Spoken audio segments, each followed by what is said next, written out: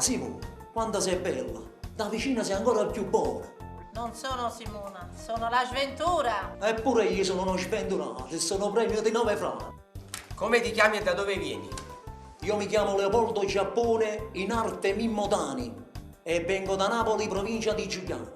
Qual è il titolo della canzone? Già devo cantare perché io poc'anzi fa ho fatto una canzone sull'ignoranza. Ignorante si chiama, no? Vabbè, ci faccia ascoltare. Cioè l'ignorante è colui che comunque capisce quando gli dai un ordine di avvitare la lampadina nel turzo e lui capisce che il turzo va avvitato nella lampadina.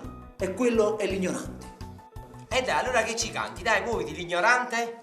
No, Titina. Canta. Titina, ti fai chiamare Sofì, ma sei Titina. Non voglio uscire che sto popolino. E tu per forza non lo faccio giocare. Titina, ti fai fuori sciale per Marcellino. E ti nascono si passa Gigino. Cada va bene e cada va con sposare. Non ti manca bombole da casa. Tu non ne hai mai mangiato cucinata.